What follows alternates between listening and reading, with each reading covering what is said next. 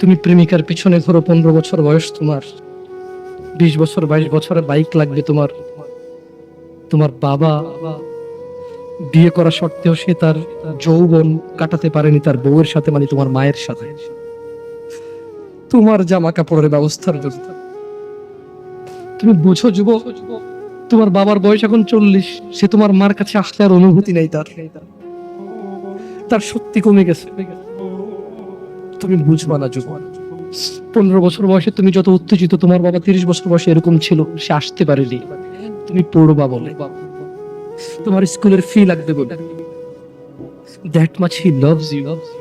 তোমার বাবা তোমাকে এত ভালোবাসে। জি, তোমার এই খারাপ বাবাটা যে তোমাকে বাইক নিয়ে দেয়নি, তুমি নষ্টামি করো, মেয়েদের পিছনে করো, মোবাইল রিচার্জ করে দাও মেয়েদের, তোমাকে যে ডেইলি 500 টাকা করে দিতে পারে না। এই লোকটা যদি 60 বছর বয়স পায়, তার জীবনের 20টা বছর সে এমন 20টা বছর, যে 20টা বছরে সে হাড় ভাঙা পরিশ্রম করতে পারত, করছেও, তোমার মায়ের দেখা সে পায়।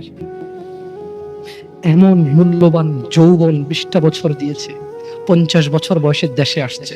তুমি বিয়ে করে বউ নিয়ে আলাদা থাকো, তুমি বিয়ে করে শ্বশুর বাড়িতে যাও, তোমার বাবা দেশে তো আসছে, তার যৌবন আর নেই, তার ওই সুখ স্বাচ্ছন্দ্য আছে।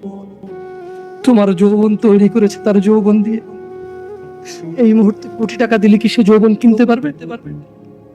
তোমাকে তোমার বাবা এত ভালোবাসে, আর আল্লাহ বলছে তোমার এই বাবা, যে বাবা ঘুষ খেয়ে তোমাকে মানুষ করার চেষ্টা করে, বিদেশে পড়ালেখা করানো, যে বাবা এই এলাকার চেয়ারম্যান হতেই হবে, না হলে নয়, এতগুলো মানুষের দায়িত্ব নিচ্ছে, অথচ সে নিজেও জানে দায়িত্ব পালনে সে ব্যর্থ হবে, শুধু তোমাকে R15 কিনে দেওয়ার জন্য, শুধু তোমাকে বিদেশে পড়ানোর জন্য। এত মূল্যবান, এত আদরের বাবা। আল্লাহ বলছেন যে ইউবাসসারুনাহুম ইয়াওয়াদ্দুল মুজরিম, ও মুহাম্মদ সাল্লাল্লাহু আলাইহি ওয়াসাল্লাম, আপনি সেদিন দেখবেন অপরাধী এই মানুষটা যে এত বোকা, ছেলের জন্য এত কিছু করেছে হারাম ভাবে, হালালের ধার ধারে নাই, হারামের ধার ধারে নাই।